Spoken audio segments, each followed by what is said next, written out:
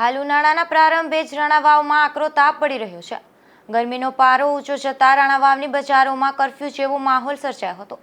તો આ ગરમીથી બચવા સાવચેત રહેવા નિષ્ણાંત તબીબે સૂચનો કર્યા હતા। પોરબંદરના રાણાવાવ શહેરમાં અચાનક ગરમીનો પારો ઉપર ચડતા સ્થાનિકો અકળાઈ ઉઠ્યા હતા। રોજિંદા કામ માટે અવરજવર કરતા લોકોએ પણ આ ગરમીને કારણે રસ્તા પરથી પસાર થવાનું ટાળ્યું હતું, જેના કારણે બપોરના સમયે કર્ફ્યુ જેવો માહોલ જોવા મળ્યો હતો। અતિશય ગરમીની સામે સાવચેત રહેવા રાણાવાવ ચીફ ઓફિસરે પણ સૂચનો કર્યા હતા। તો નિષ્ણાંત તબીબ ડોક્ટર સાદિયાએ ગરમીને લીધે શું બીમારી થઈ શકે અને ગરમીથી કઈ રીતે બચી શકાય તે વિશે માર્ગદર્શન આપ્યું હતું। હું ડૉક્ટર અમિત સાદિયા, મંગલમ હોસ્પિટલ રાણાવાવ। આજે હમણાં છેલ્લા 3-4 દિવસથી સખત ગરમી પડે છે। હવે આ ગરમીથી બચવા માટે આપણે ખૂબ જ પાણી પીતું રહેવું જોઈએ।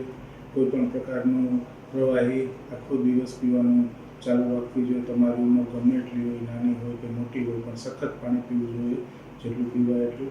તડકામાં બને ત્યાં સુધી ના નીકળવું જોઈએ, અને તડકામાં નીકળો તો પછી કપડાં થોડાક એવા ફોરા કોટનના લૂઝ પહેરવા જોઈએ, જેથી કરીને હવાની અવર જવરની અંદર કપડામાં ચાલુ રહીએ। અને તડકાથી બચવા માટે ટોપી અને સનસ્ક્રીનને એવું બધું લગાવતું રહેવું જોઈએ। બને ત્યાં સુધી તડકામાં બહુ ખાસ અગત્યનું કામ ના હોય ત્યાં સુધી ના નીકળવું જોઈએ। આ એક વાત થઈ ગઈ તડકાથી બચવા માટે શું કરવું જોઈએ। હવે ધારો કે બહાર નીકળો છો અને ખૂબ તડકો લાગી જાય છે, તો એક વસ્તુનું શું લક્ષણો છે કે જે તમારે ધ્યાન રાખવા જોઈએ। જો તમને એકદમ માથું દુખવા માંડે, પછી ચક્કર આવવા માંડે, ઉલટી ઉપકા જેવું થાય, આંખે દેખાવામાં ધૂંધળું દેખાવા માંડે, શરીરનું ટેમ્પરેચર વધી જાય, આ બધું હીટ સ્ટ્રોકની નિશાની છે। જો આવું કંઈ થાય તો તરત જ તમારે છાયણામાં જતું રહેવું જોઈએ, અને પ્રવાહી પીવું જોઈએ, અને ઠંડા પાણીએ નાહી લેવું જોઈએ, જેનાથી કરી અને શરીરનું જે ટેમ્પરેચર વધી ગયું છે એ શરીરનું ટેમ્પરેચર છે એ ઘટી જાય।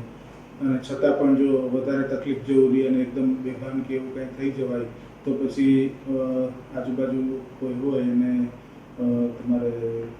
તમને હેલ્પ કરે હોસ્પિટલે લઈ જવા જોઈએ।